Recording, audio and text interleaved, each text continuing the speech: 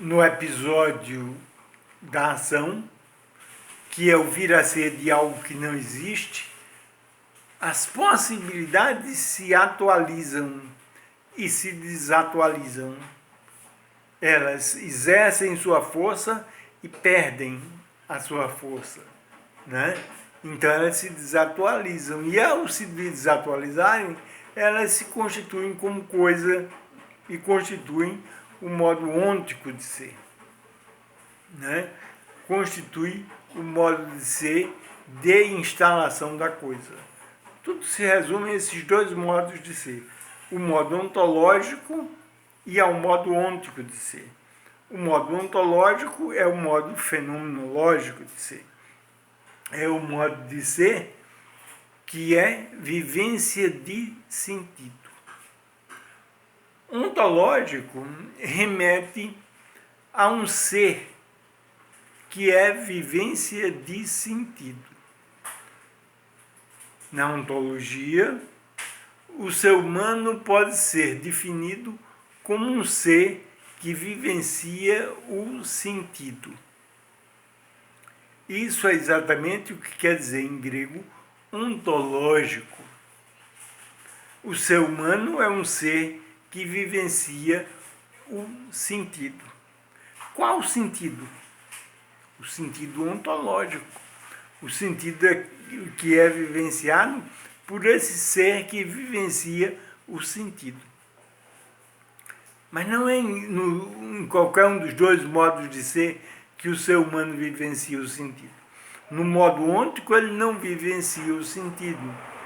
Ele só vivencia o sentido no modo ontológico de ser. Esse modo ontológico de ser é um modo de ser de vivência do sentido. Então, nós podemos utilizar o termo ontológico para definir esse ser que vivencia o sentido. Nós podemos usar o termo ontológico para definir o sentido que é ontológico. Nós podemos usar esse termo ontológico para definir este modo de ser, deste ser que vivencia o sentido, no qual ele efetivamente vivencia o sentido.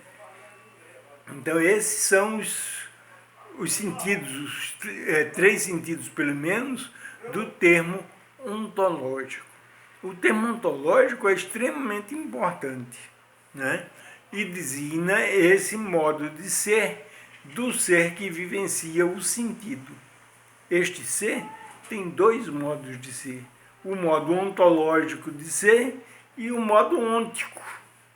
Mas no modo ôntico, ele não vivencia o sentido. O modo ôntico não é lógico. Ele vivencia o sentido apenas no modo ontológico de ser, que é o modo de ser da ação, enquanto vir a ser de algo que não existe, né? Este vir a ser de algo que não existe dá-se pelas possibilidades. As possibilidades emergem múltiplas, infinitamente múltiplas, continuamente, né? E possibilidade só existe no seu desdobramento.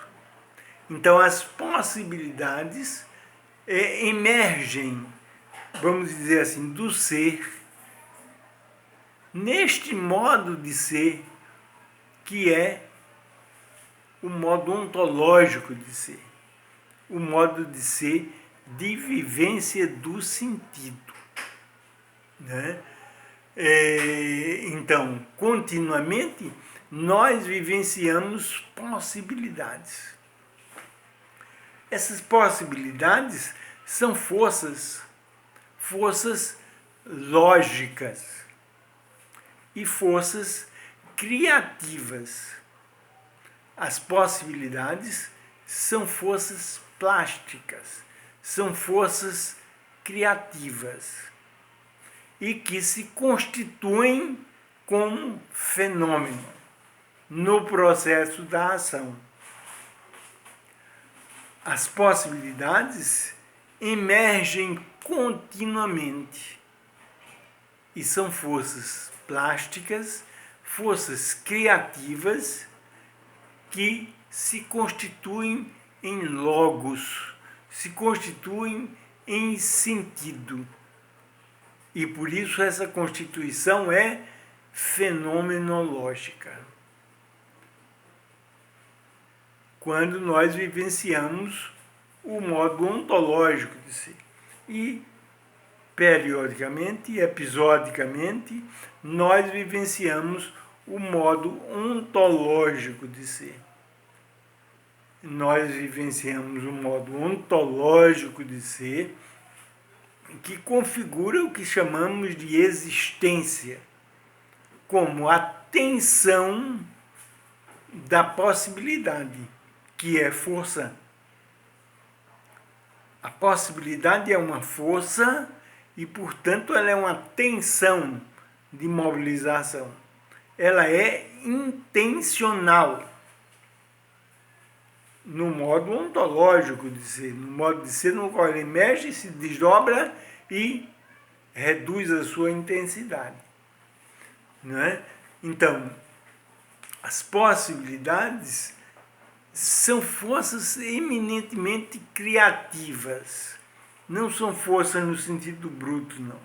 São forças no sentido que são forças que criam. Isso quer dizer que são forças gestaltificativas. Forças gestaltificativas são forças que criam. As possibilidades são forças gestaltificativas. Forças que criam. Né? E como elas são lógicas, elas se dão a vivência como sentido, as possibilidades não só competem entre si, como argumentam entre si na nossa vivência. A nossa vivência é um contínuo processo argumentativo de possibilidades, já o dizia Brentano. Não é? Então, as possibilidades, no seu processo argumentativo, elas formam dominâncias que são plexos, da implicação. Não é?